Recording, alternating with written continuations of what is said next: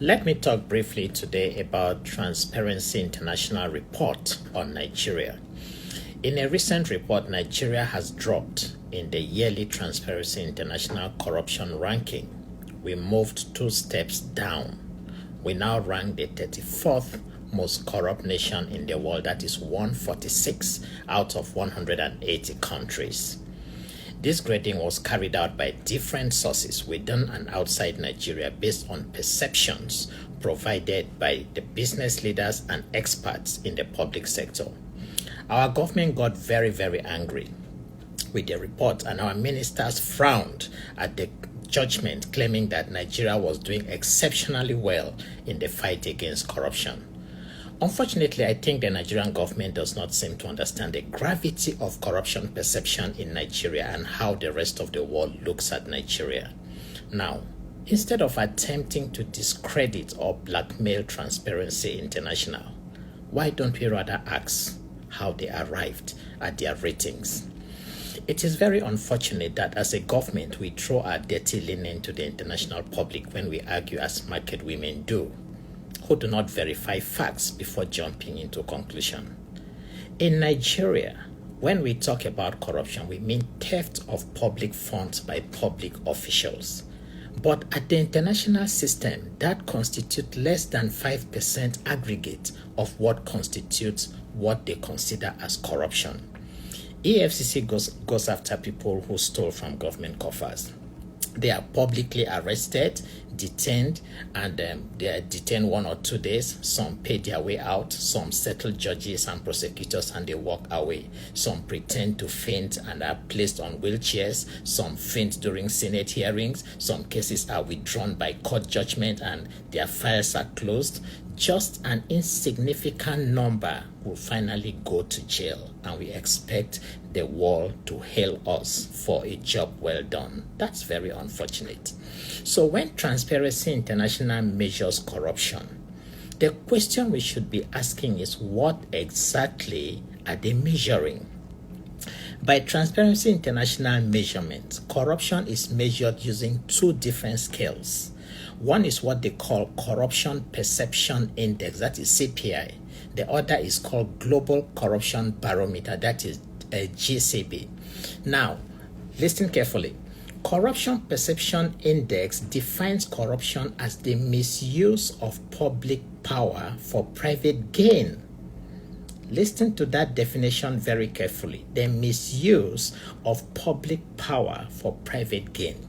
So theft of money by public official is corruption, but it is just a small part of what is considered corruption, looking at it as an aggregate. A mobile police officer who uses his position to oppress the people, beat up innocent people, or a soldier who makes civilians to roll on mud water just for the fun of it or to satisfy their private ego is using public power for private gain, or we call it private enjoyment. That is also considered corruption. A state prosecutor who abandons abused persons in jail, or a judge who travels out of his jurisdiction to attend to private needs, abandoning his official responsibilities, even though he did not collect money from anyone, that too is measured as corruption because it is the use of public power or privilege for private gain. Or a governor or minister who uses government funds without proper budgetary allocation for personal expenditure, all that is considered corruption because it is the use of public power for private gain. So it's not all about someone who stole 100 million and EFCC chases him, and then that is actually considered as corruption. Corruption covers every facet of our national life. If we need to look at corruption from the point of view of misuse of public power to satisfy private gain, then Nigeria may be the most corrupt country in the world.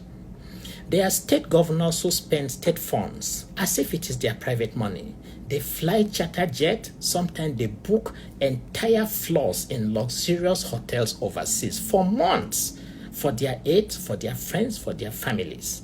when elementary schools in their states are in disrepair, children still sit on floor under the rain to take classes, yet these chief executives use public funds to sponsor their private lifestyle. That too is corruption, according to most international corruption measured index worldwide. So we should stop the whole argument or the whole thing we are talking about corruption being the work that EFCC does. That is nonsense. Corruption is not all about EFCC arresting politicians or show of force to deceive the public. Corruption has become a lifestyle we live at the detriment of our citizens in Nigeria. What about bureaucrats, senators, and top politicians who pad budgets in several parastatals, turn around, get these contracts awarded to their private companies? That is the use of private power for private use, or that is the use of public power for private use. The government looks the other way. They call it constituency project. That too is corruption according to both the Corruption Perception Index and the Global Corruption Barometer. For us to think that corruption happens only when you see orange jacket EFCC men running around politicians only makes a mockery of our reasoning as a nation. I will readily argue that our government have no moral fiber to question Transparency International scaling corruption. Abuse of power and use of public power to satisfy private gain has become a culture in our climb. That means if we defend these vices, it means that we don't see anything wrong with the state of things as they are. We should rather put our house in order and get a more favorable rating next time rather than act out all wholly in outright deception. The second scale used by Transparency International in arriving at this result is what they call the Global Corruption Barometer, that is GCB. Let me explain this to you. This is a survey that tracks the world's public opinion on corruption. You may want to know what the world thinks about Nigeria. As Nigerians, do we care to know what they think about us? Do you know most college textbooks used in the developed world, whenever they need to give an example of cyber crimes, they use Nigeria? In international scholarship, Nigeria is now a brand in criminality. Young students around the world who study BSc, MSc, or PhD in cyber crimes use Nigeria as case study. This is where the problem is. Nigeria, the perception the world has about Nigeria, and all these are reflected in what in Transparency International ratings. So on both the Global Corruption Barometer and the Corruption Perception Index of Transparency International, Nigeria ranks very high. I challenge you, pick up any book on cyber crimes if you will not find Nigeria mentioned. To me, these are the things we should focus on rebranding rather than waging a war on Transparency International ratings, which are considered one of the best globally. We have allowed bribery and sorting to become part of our culture, so much that if it were possible to bribe Transparency International for a better rating, we would have done it. If Nigerian government really means business and want to change the global perception of Nigeria, then we should fight the entire corruption industrial complex. Yes, you heard me right. I called it corruption industrial complex. Corruption has become a business. We buy and sell. We even transfer corruption. It has permeated every facet of our society, from civil servants to churches to security service to fight against insurgency, to recruitment, to police, even to our village chiefs. And at the village level, everyone is a participant in this industrial complex. Corruption has become the biggest industry in Nigeria, bigger than oil and gas, civil service, army, and police all put together. Beginning from primary schools, parents pay to get better results for their wards. In universities, they call it sorting. It has become so bad that society will frown at you if you fail to comply. Vice chancellors now have agents. You pay and get jobs or you gain admission. Governors, court judges all have paid agents. Even religion, people now pay for miracles and prayers. Our embassies overseas, that's Nigerian embassies overseas, they are not spared. Nigerian embassies overseas is one of the only embassies in the world where they collect bribe. So when Transparency International comes with these ratings, we stand up to say it is not true. We have no moral fiber to question their judgment of transparency. The political leadership need to sit up and fix our broken down system rather than a blame game. When the executive arm of government disregards court judgments or interferes with the judiciary, CPI record it as corruption. We see these things happen every day and we say nothing. When the legislature looks the other way, while the executive steal the state dry and misappropriate state funds, CPI looks at it as corruption. We see these things happen every day and we say nothing. Transparency International cannot discipline Nigeria. It is not their responsibility to fix Nigeria.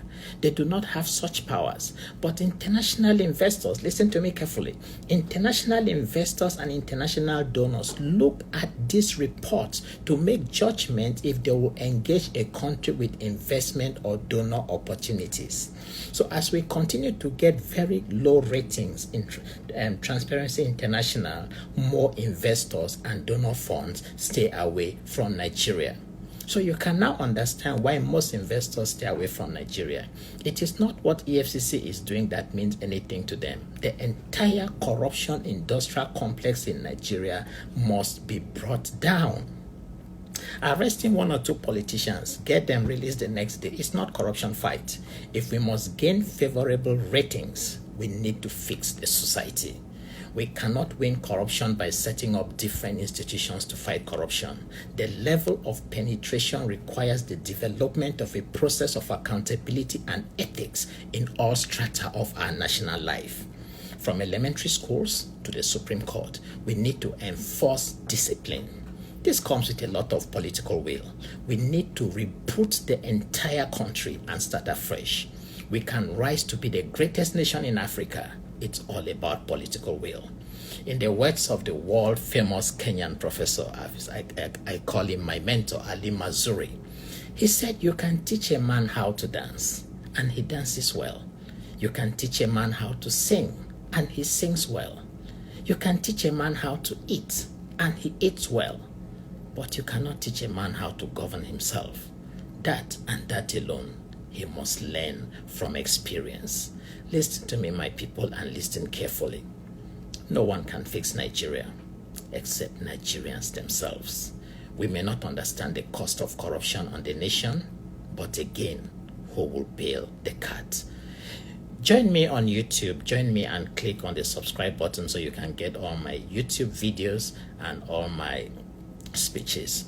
It's nice talking to you today, and I hope to be with you here next week. I am Princewill Odidi. Thank you, and God bless you all. Thank you very much.